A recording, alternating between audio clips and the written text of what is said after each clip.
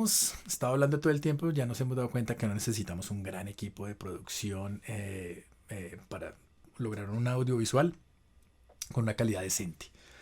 Ya sabemos que casi cualquier dispositivo graba ya en muy buenas resoluciones. Entonces, ¿qué es lo que necesitamos ahora para transmitir un mensaje?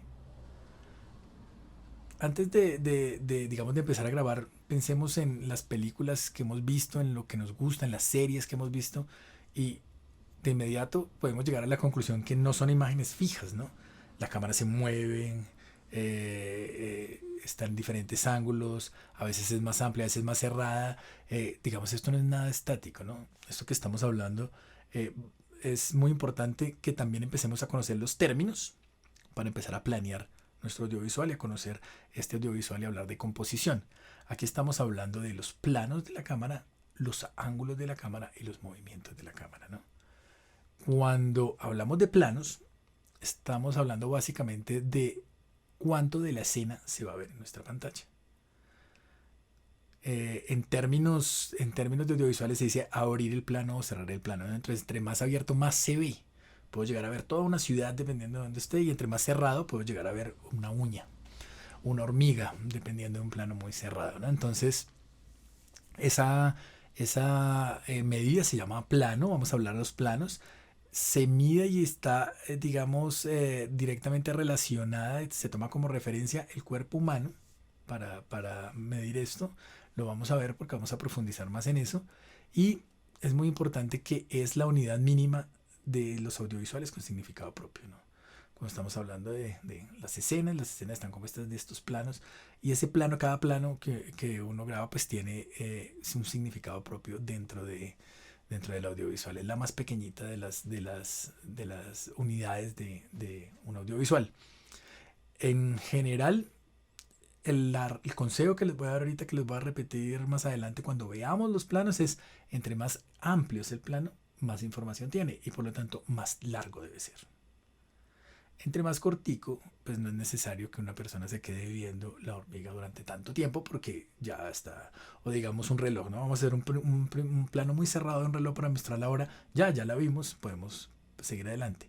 Si tengo un plano abierto de toda una calle, hay demasiada información, entonces debemos dejar más tiempo para que la persona y nuestro espectador pueda, digamos, descubrir más cosas en nuestra escena, en nuestra escenografía, ¿no?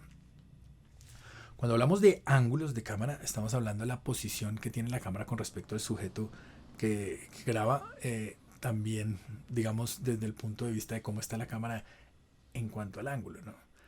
Lo más normal es la cámara que, digamos, frontal, que está directamente, es lo que más se utiliza, directamente enfrente al sujeto, pero también puede estar un poco más arriba, grabándolo desde arriba o grabándolo desde abajo, ¿no? Entonces, eh, hay diferentes ángulos de grabación, y vamos a ver también porque todos estos ángulos también influyen en la narración y tienen estos efectos dentro de la narrativa, dentro de la expresión del audiovisual.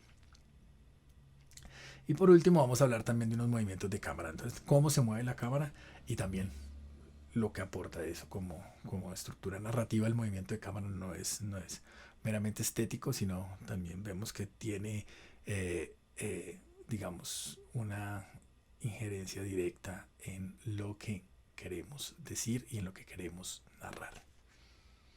Vamos a empezar entonces a hablar de los diferentes tipos de planos que hay en la grabación de video, ¿no? Y además qué efectos causan eso y las sensaciones que nos transmiten, ¿no? Un plano es el tipo de encuadre que vamos a utilizar en nuestra escena. En otras palabras, es la cantidad de espacio que vamos a abarcar dentro de nuestra grabación. Esto estará definido por el lente que estemos utilizando y el zoom de la cámara, si lo vamos a utilizar, si estamos utilizando una cámara, o en nuestro caso también del teléfono, a la distancia que estemos del sujeto, del objeto que vamos a grabar, ¿no? Hemos visto en muchas películas a los directores haciendo esto para estar mirando qué va a quedar dentro de su cuadro, qué tan lejos se van a ubicar dentro de su cuadro, qué quieren que aparezca, ¿no? Eh, Vamos a empezar a organizar estos cuadros, y desde los más grandes hasta el más pequeño. Primero tenemos el plano general, que es el plano en el que tomamos la gran mayoría de espacio y ambiente posible. Una calle completa, una ciudad, inclusive un apartamento completo, puede ser un plano general. Y el uso de estos planos dentro del audiovisual generalmente es ese: presentarle al espectador el espacio, el lugar, la locación donde van a suceder los acontecimientos, donde va a suceder nuestro audiovisual, ¿no? Esta película sucede en Bogotá, es muy utilizado al comenzar un audiovisual. No es una regla, pero eso lo van a ver en muchas películas, que al empezar vamos a ver un plano general de la ciudad donde va a suceder, donde sucede esta historia, ¿no? Entonces el plano general, por ejemplo, de una habitación, vamos a coger todo el espacio que podamos de una habitación, y eso nos va a decir dónde están sucediendo los hechos. Nos puede decir, por ejemplo, la personalidad de la persona de nuestro personaje que habita en esta habitación, por la dirección de arte, por todo lo que alcancemos a mostrar de este cuarto, ¿no? Si estamos mostrando un plano general de una casa muy lujosa, ya sabemos que la persona que vive ahí probablemente sea de un estrato socioeconómico alto. Ese plano general es lo que hace, ¿no? Nos muestra la locación y nos va introduciendo al sitio donde van a suceder los hechos.